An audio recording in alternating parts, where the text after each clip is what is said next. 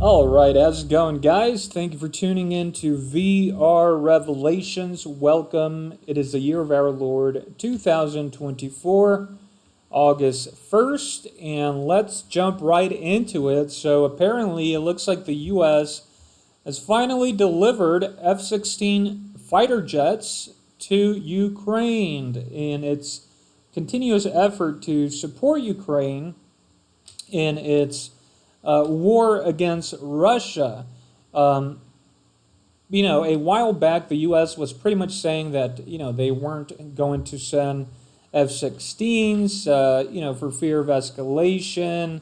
Then, later on, as Ukraine continued to push for these fighter jets, they said they would say that it wasn't the time, that it would take a while to train Ukrainian soldiers or pilots to learn how to fly these fighter jets. But they started doing that. They started to train them, and now it looks like I don't know how many. We'll take a look at the articles here, but they have arrived in Ukraine, so we should start seeing them in action. Of course, these F-16s, I believe, can carry nuclear warheads, so Russia has warned about that. Russia, did warn the U.S. about providing F-16s as, another reason for escalation. And personally, in my opinion, these F-16s are not going to make a difference. I don't believe they're sending that many of them, and however many they do send, are going to get shot down. The anti-air defenses of the Russians are some of the most advanced and complex in the world. And quite frankly, these fighter jets, they're not the most advanced fighter jets the U.S. has, I believe. So either way, they're going to get picked out of the sky, and it's just going to be another embarrassing moment for Ukraine and for the U.S., who is providing these weapons to Ukraine. Of course, a big deal was made out of the tanks that were sent out to Ukraine, the Leopard tanks from Germany and the tanks from the U.S., and those have made no difference on the battlefield. Russia continues to make gains, even though the U.S. likes to claim that, Russia has pretty much almost run out of a population, and somehow they're still winning. So, of course, it's all just propaganda, and I do have a news article from one of those propaganda pieces of the West, the Associated Press. But then, of course, we'll also take a look at this article from Pravda, which is a Russian news source as well. So as you can see here, it says F-16s have arrived to help Ukraine fight Russia. Here's what to know about their possible impact. Yeah, they're not going to have any impact whatsoever. The American-made F-16 is an iconic fighter jet that has been the frontline combat plane for choice for the NATO alliance and numerous air forces around the world for 50 years. Western countries have pledged F-16s to Kyiv, and some have arrived in Ukraine. Officials in Washington and Ukraine confirmed to the Associated Press. The fighter jets are expected to start flying sorties in Ukraine's skies soon and will be a much-needed boost to the country's current fleet of Soviet-era jets that are laboring to counter Russia's invasion. United States President Joe Biden gave the go-ahead in August 2023, so over a year ago. In the meantime, of course, they were training pilots, Ukrainian pilots for these planes, supposedly. Of course, there's rumors that NATO pilots might be flying them after all. But it says here, sorry guys, I forgot to shut my window here. I have this annoying motorcycle going by. So it says, United States President Joe Biden gave the go-ahead in August 2023 for used F-16s to be deployed in Ukraine, so they're not even new, they're used. That the U.S. won't be providing any of its own planes.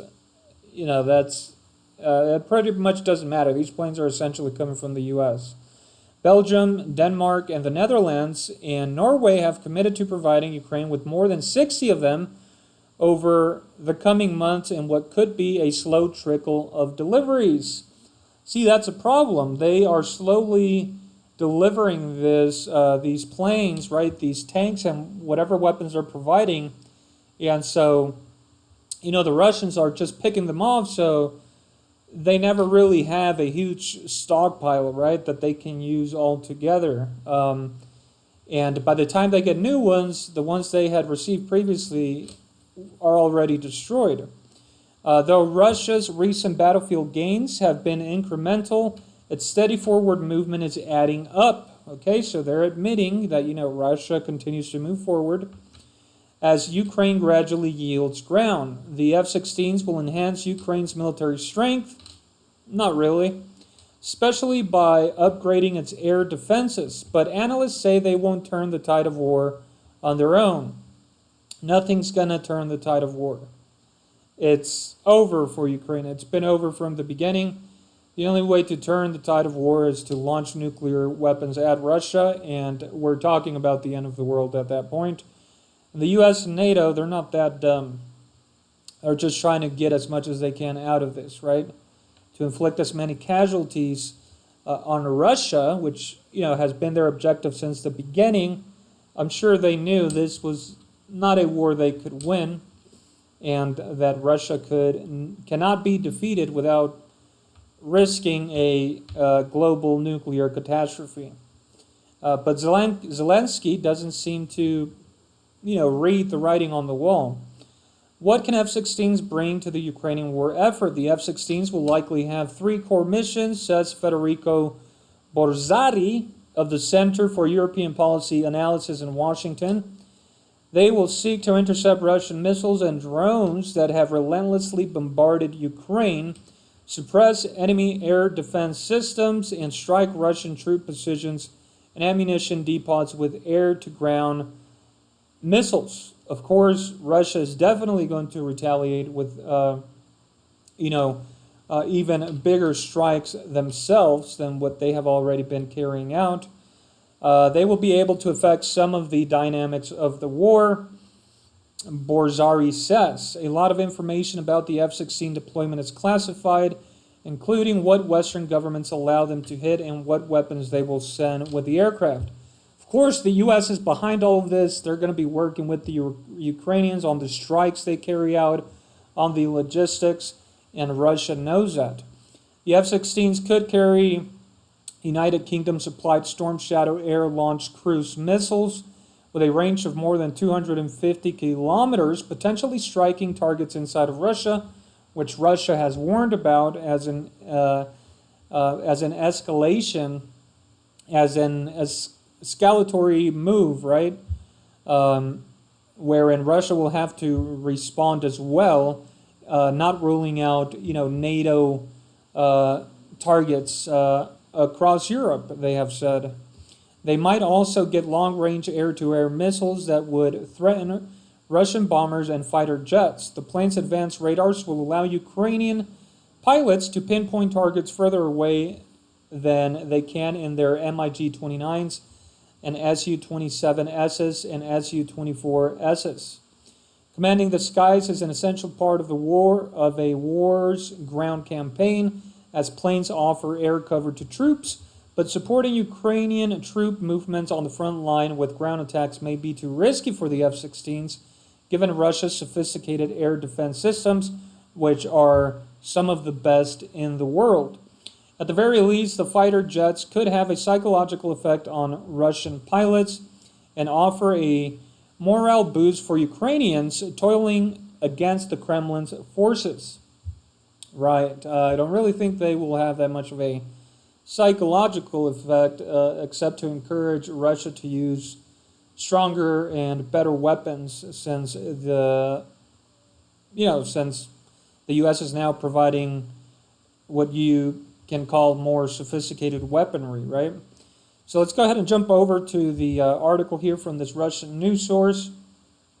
As you can see here, it says Ukraine refuses to announce how many F-16 fighter jets it received from the U.S. Of course, they're not going to tell Russia how many. We saw in that other article it said 60, but over time, so who knows? Maybe they received just a dozen right now. Ukraine will not officially confirm the transfer of U.S.-made fourth generation F-16 multifunctional light fighters. Advisor to the presidential office, Mikhailo Podolyak, said first F-16 aircraft were delivered to Ukraine on July 31st, yet it has not been specified how many fighters Ukraine has received. Western countries have not given any official comment on the transfer of F-16s to Ukraine. Kyiv is not going to release any official statements either, Podolyak noted. It is clear that we will not comment on this in any way, since this is a survival factor for us. We do not have to say whether we have this aviation component or not, he said. And I'm sure Russia knows exactly how many fighter jets they have, right, with satellite technology and all the ways that they can gather that information through recon drones, spies, and all of those things.